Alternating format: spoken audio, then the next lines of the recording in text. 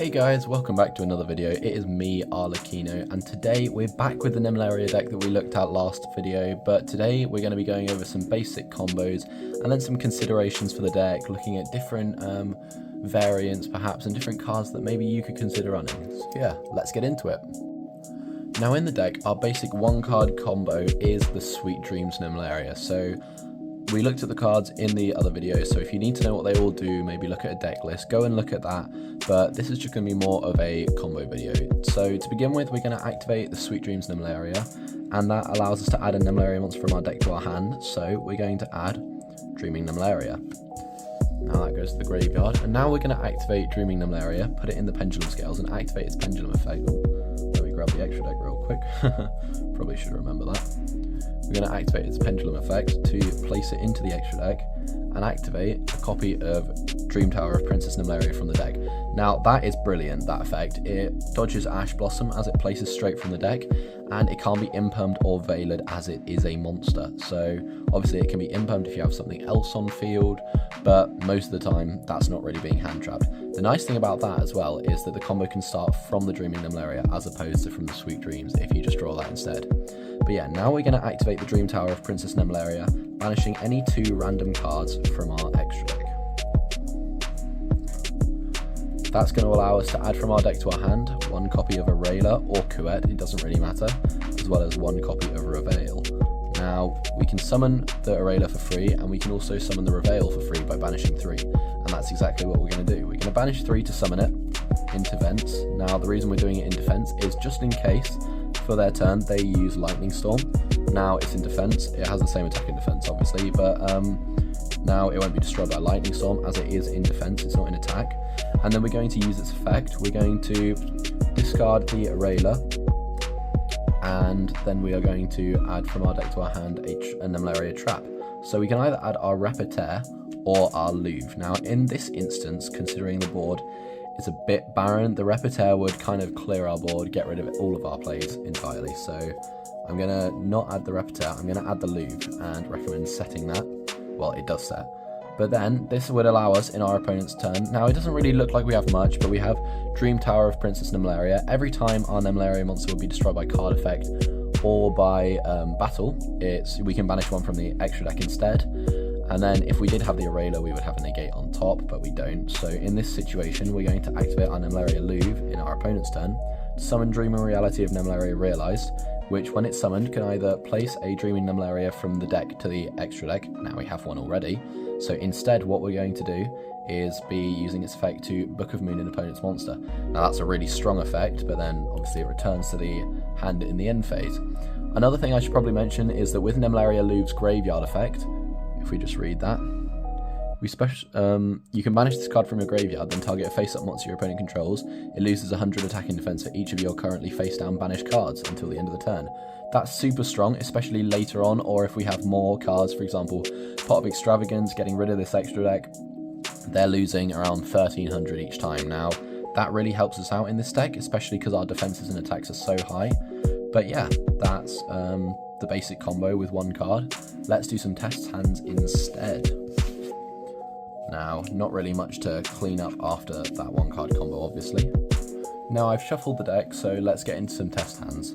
For the first test hand, we have 1 copy of our starter, Sweet Dreams Nemleria, followed by 1 copy of Imperm, a copy of Dimension Shifter, a Nemleria Dream Defender Couette, and a Nemleria Dream Defender Railer. Ooh, this is a very strong hand. So the first thing I'm going to do is activate our copy of Sweet Dreams Nemleria, adding the Nemleria from our deck to our hand. So add the Dreaming Nemleria, as we said in the combo. Now we're going to activate our Dreaming Nemleria, use its effect to place the Dream Tower. Ooh, actually, should have said, before we activate the Sweet Dreams Nemleria, we're going to be activating our copy of Dimension Shifter. I meant to chain it, so Dimension Shifter chain 2. So on res, we've got any card set to graveyard is banished instead. And now we can continue. So Dream Tower of Princess Nemleria effect to banish 2. Just get rid of the IP and the Super Dreadnought Rail Cannon. And we can add from our deck to our hand.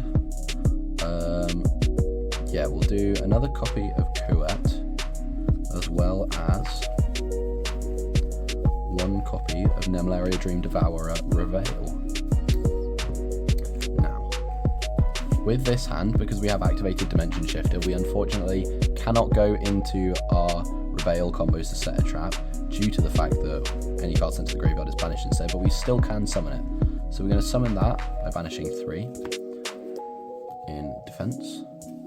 We can also special summon for free 1 copy of our Kuet and our copy of Eraila. Now we will be putting Eraila in attack position due to its effect to gain attack, so let me read that out to you.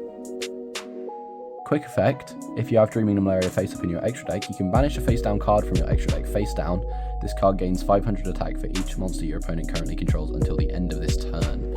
So you're going to be gaining a lot of attack with that, allowing you to outplay a lot of decks that aren't going to read your paper potentially and enter the battle phase not knowing that you're about to gain a lot of attack. We also have Kuet, so this board's pretty protected, I should just say that. The Dream Tower, anytime they try and destroy one of these with battle or card effect, we banish to stop that. And Kuet, if they target any Nemleria, we banish a card and that targeting is negated. So if they target our Dream Tower, we Kuet it to protect. If they target a Reveal, we can Dream Tower to protect. It's a really strong board. Now, what we could do here is we could go into an IP, but Reveal has a really good effect for turn 2, is that if it can be recurred from the graveyard or hand, so I don't really like to link it away when it's going to get banished. Or we could go into a Varadras with these two and make an Omni negate, and then when the shifter's worn off, detach the Reveal and summon it back. But I don't currently have a copy of Varadras, so I'm going to set the Imperm and I'm going to pass turn. Now, a lot of decks aren't going to be able to play under the shifter, which is what makes this turn so nice. Yes, we don't really have much interrupt apart from the Imperm, but we have a lot of protection and a lot of big bodies that other decks aren't going to be able to out. So when they inevitably pass their turns, we can go to our turn, draw a card, Imperm, add 2 more monsters off the Dream Tower. Let's say another Reveal and another Eraila. As you see here, 1 Eraila, 1 Reveal. Then we can summon the Reveal, summon the Eraila, and it's the end of the turn. Battle phase, that's game over. So that's one of the things this deck can do. Let's take a look at another test hand, shall we? So I'm just going to do this one more test hand, and then I'm going to give you some more options for ways to play this deck, some more deck profiles, and yeah, just generally show you different things that can be done with this deck. And one of them is pretty spicy, I have to say. So if you want to find out what that is, I definitely urge you to stick around until the end of the video.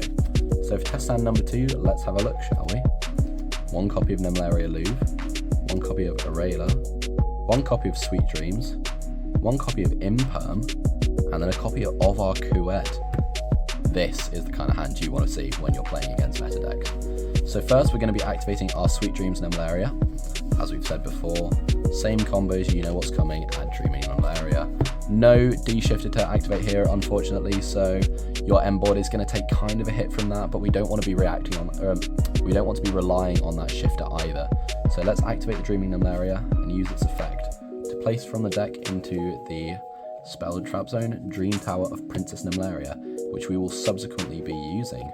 Banish the Avramax and the Underworld Goddess. We're banishing a whole extra deck anyway, it doesn't really matter.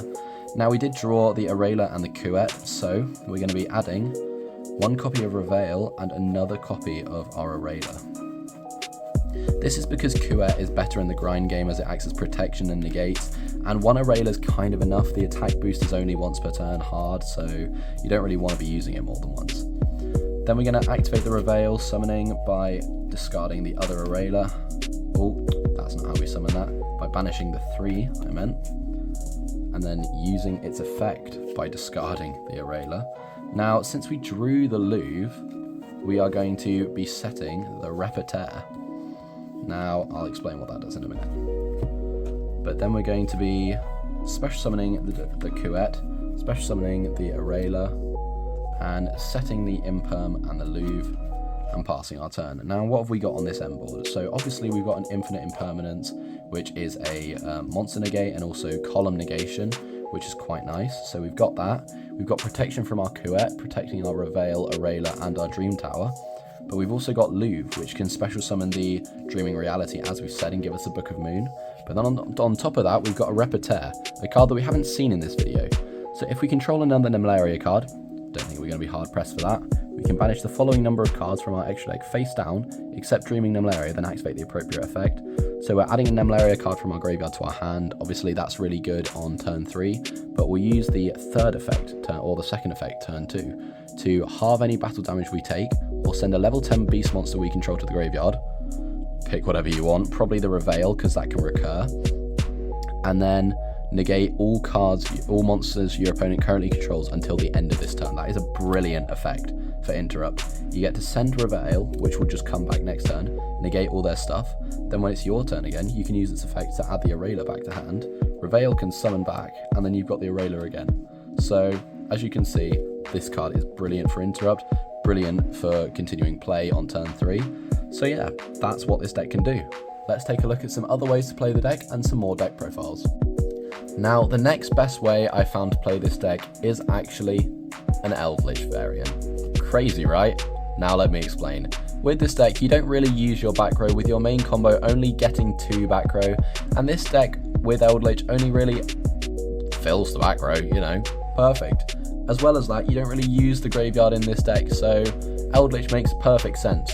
Now, unfortunately, the cards we've had to cut for this to work are 1 copy of Louvre, 1 copy of our Coolby, the 3 Ghost Mourners, just because they were kind of taking up a lot of room, the 3 Artifact Lancers, because Eldlich itself banishes, so this is kind of counterproductive, the 2 D Shifters, because we need our graveyard, 1 Repertoire, I mean, we're still running 1 of both anyway, so we'll be fine. But then also the Dreaming Reality of Nemleria Realize. We're running 2 of them, so this cuts it down to 1. But the deck should be okay. Now, for the Eldlich package, we're running a relatively small package. We're running 2 copies of Eldlich the Golden Lord. Now, this is our main monster in this deck. It's an insane card. Send it and 1 spell trap from the hand to grave. Target a card on the field, send it to the graveyard. That is perfect going second, allowing you to obviously send a card on your opponent's field to the graveyard, avoiding any "this card cannot be destroyed" text, but also allowing you to kind of clear up your back row just in case. But then, if it's in your graveyard, you can send a spell trap you control to the grave, add it to the hand, then special summon a zombie from the hand, and if you do, until the end of your opponent's turn, it gains 1000 attack and defense and cannot be destroyed by card effects. So, you send it, add it back, summon it, bam, extra attack. Perfect. Now, we're running this card with 1 copy of Huacaro of the Golden Land.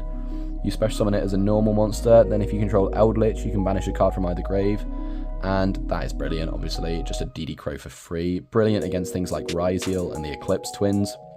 But then, during the end phase, you can banish this and set 1 Eldlich's spell trap directly from our deck.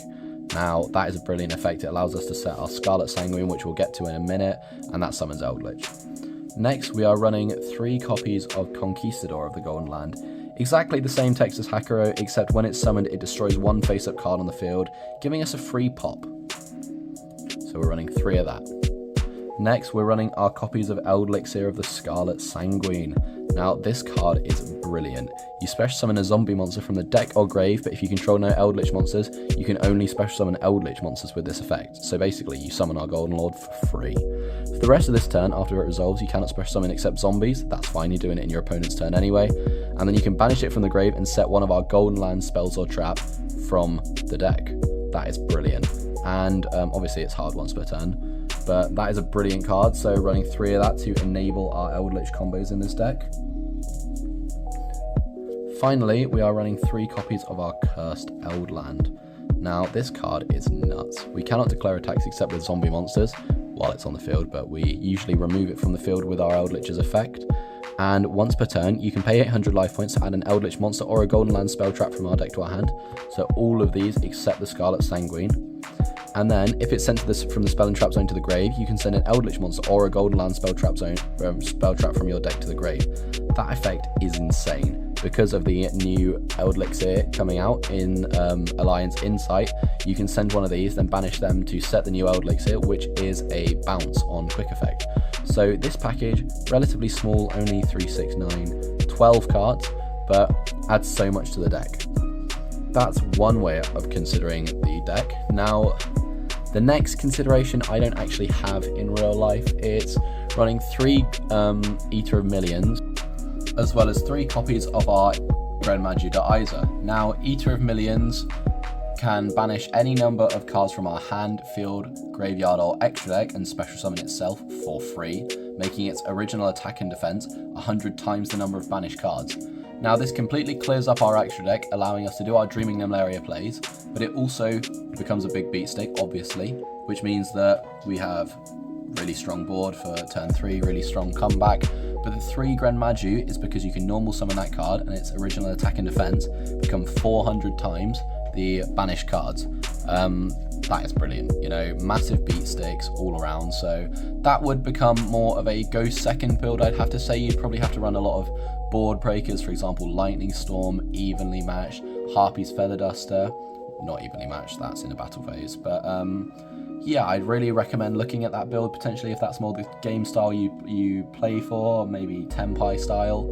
But the final build consideration that I did have was a Yosenju build, seeing as the Nemleria Tower does add 2 level 10 beast monsters from deck to hand. Both my Yosenju Dieback and my Yosenju Hitot are level 10 beasts. Now, I have made a profile for that, but I'm not going to post it unless there's more of a demand, as it's a bit of a niche deck. So if you would like to see that, comment down below. It's really interesting, it's really fun to play, a very strong Go second build. But yeah, let me know if you'd like to see that, and maybe I'll consider posting it in the future. That has been me. Definitely stick around. I'll be posting more videos next week. Next week's video, I think we're going to be taking a look at a Pearly deck profile. So if you want to see that, definitely stick around. But with that, thank you for watching. I'll see you next week. Remember to like and subscribe if you want more.